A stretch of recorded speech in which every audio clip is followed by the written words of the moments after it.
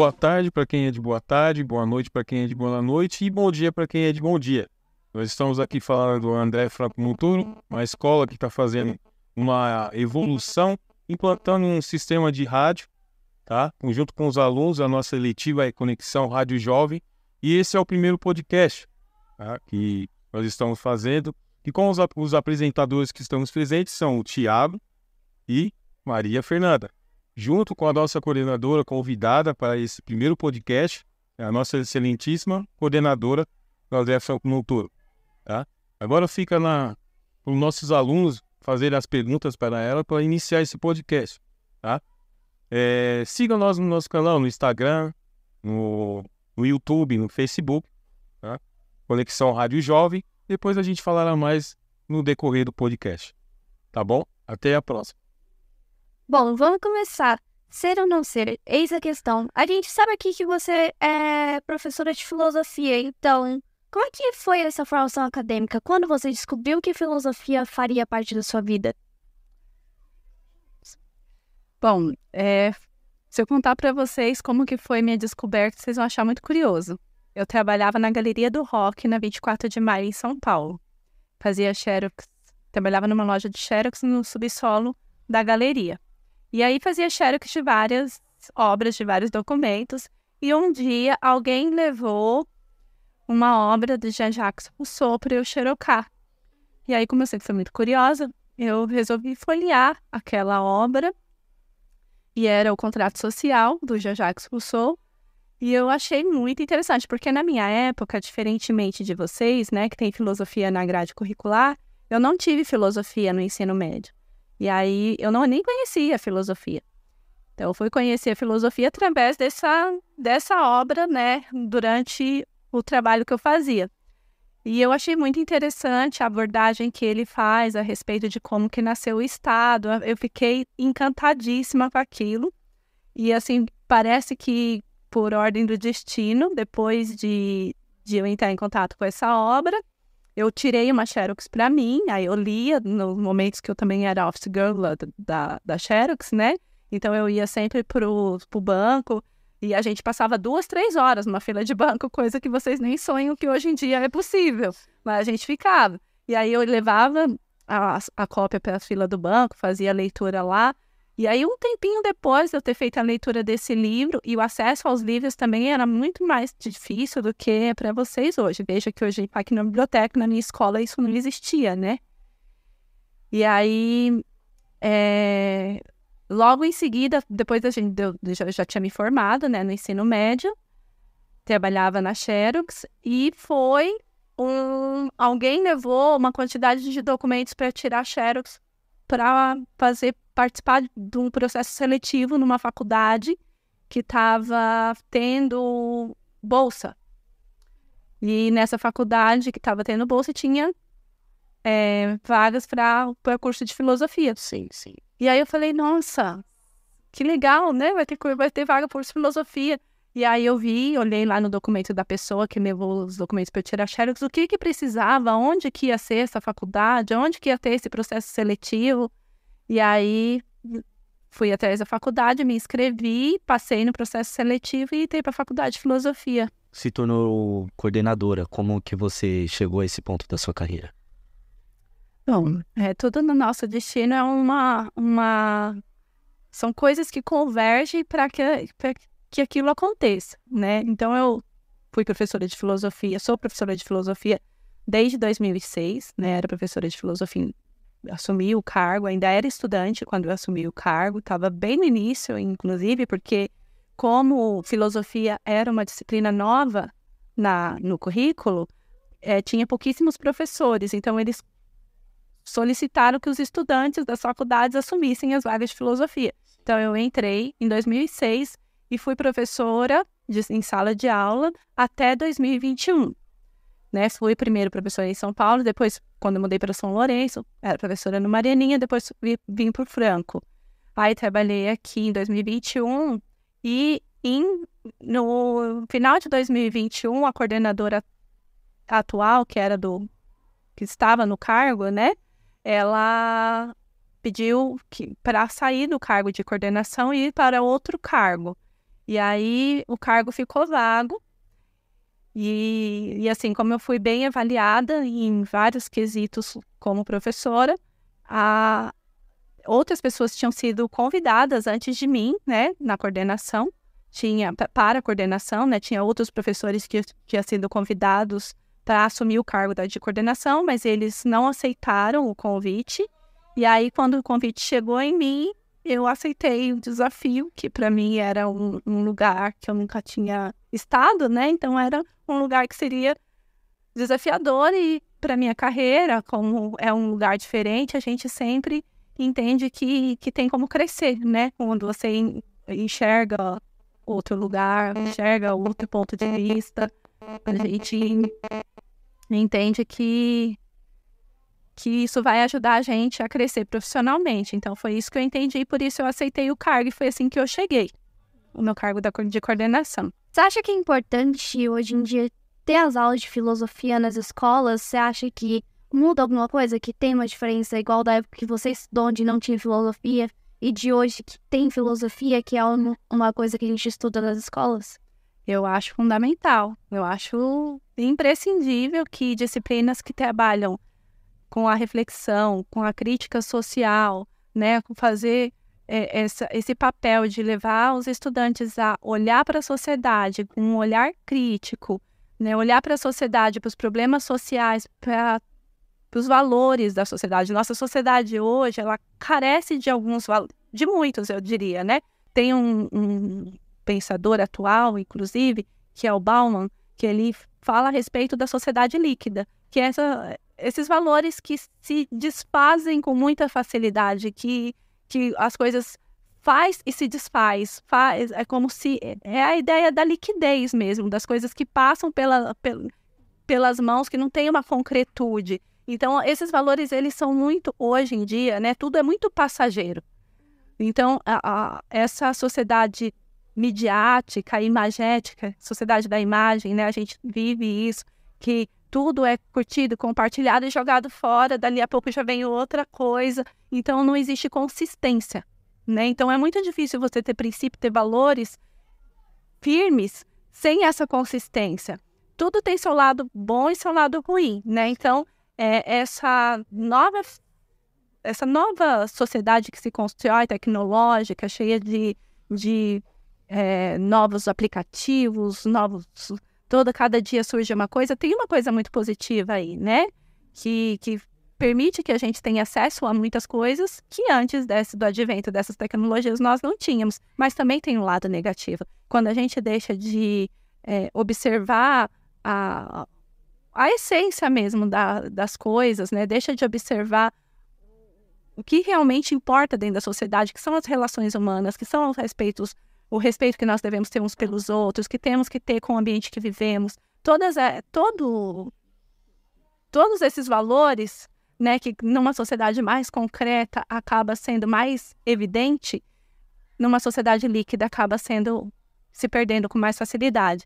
Então, eu acredito que a filosofia ajude a gente a trabalhar esses valores, ajude essa sociedade, essa geração de vocês a pensar, a refletir sobre essa realidade que nós vivemos, para que a gente não perca essa essência do que é viver coletivamente, do que é respeitar o outro, porque atrás de uma tela tudo é possível, né? A gente está atrás aqui da tela, eu posso falar o que eu quiser, eu posso ofender quem eu quiser, eu posso me posicionar da maneira que eu quiser, eu posso postar qualquer porcaria e muita gente curtir, eu ganhar milhões e achar que a vida é só isso, né? Então, a gente sabe que a vida tem que ser muito mais, né? Então, acho que a filosofia ajuda a gente a pensar um pouquinho a respeito de tudo isso. Como que foi a maior dificuldade em realmente trazer isso para os alunos? Eu acho que esse é o brilho realmente da filosofia, porque não é um dogma, não é uma doutrina, que a gente vai doutrinar o aluno a ser maquiavélico ou kantiano ou sei lá o quê.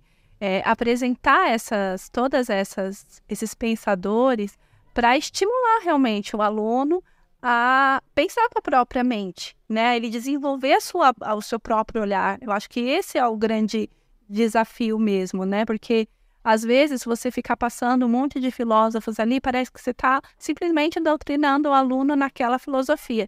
É um autoconhecimento que que, né, sem querer desmerecer, né, os escritores de autoajuda, mas é algo que toca assim na reflexão individual e coletiva, né? Não é só o que você pensa, o seu emocional, mas quem você é dentro da sociedade, porque a sua sociedade é o que é, né? Como que a sua sociedade se formou, se tornou o que é hoje. Então tem toda a questão histórica envolvida e assim, quando você consegue cativar os estudantes para eles perceberem isso, né? Que toda a questão, que a história toda formou essa sociedade que ele está inserido hoje e que ele é capaz de construir uma sociedade diferente dessa, né? Porque, no final das contas, é isso que nos interessa, o estudante se vê como um sujeito transformador da realidade, porque é isso que vocês são, né? Sim. Eu acho que isso que faz com que os olhinhos brilhem na hora de dar aula mesmo, não é? Você acha que filosofia pode ajudar nesse processo intelectual dos alunos, mesmo que sejam gerações diferentes? Você acha que ela ainda tem esse impacto igual teve com você? Então, na verdade, assim, eu acho que cada um tem seu caminho, né? E eu, na época que eu escolhi fazer filosofia, eu nunca tinha passado pela minha cabeça fazer filosofia. Como eu disse para vocês, eu nem conhecia essa área de conhecimento, né? Eu fui conhecer ali num trabalho. Eu tinha a pretensão de fazer biologia. Era biologia que eu queria fazer como faculdade.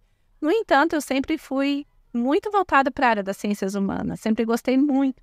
Então, sempre tive ativismo político, participava de grêmio estudantil, participava de grupos políticos, fazia parte do grupo jovem de um determinado partido. E tinha uma amiga minha que tinha um pai que era muito ativista mesmo, assim, partidário mesmo, né? E aí ele teve um papel bem importante na minha vida também, porque eu participava de várias ações da comunidade que eu vivia, né? Que eu morava, eu não sou de São Lourenço da Serra, eu sou de uma comunidade em São Paulo, da zona leste de São Paulo. E aí eu tinha essa presença viva das questões sociais na minha vida.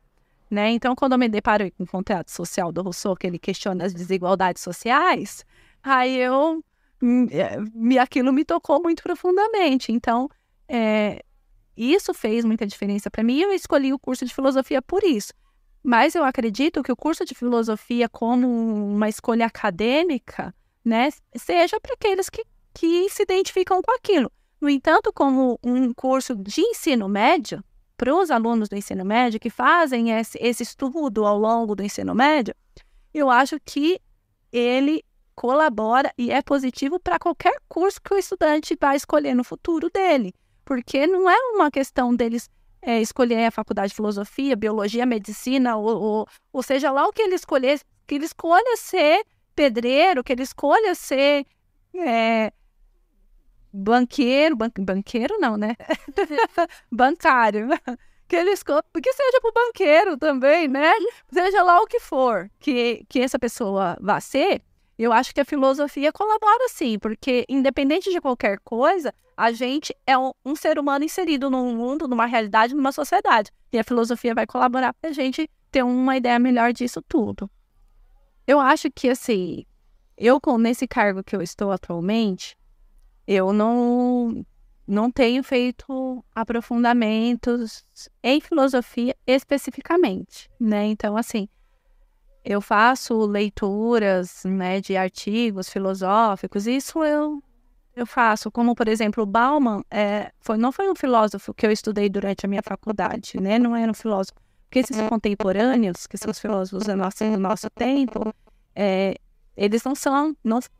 Não sei como que tá as grades curriculares das faculdades hoje, mas eles não eram muito bem estudados, eram mais os clássicos mesmo que a gente estudava na faculdade.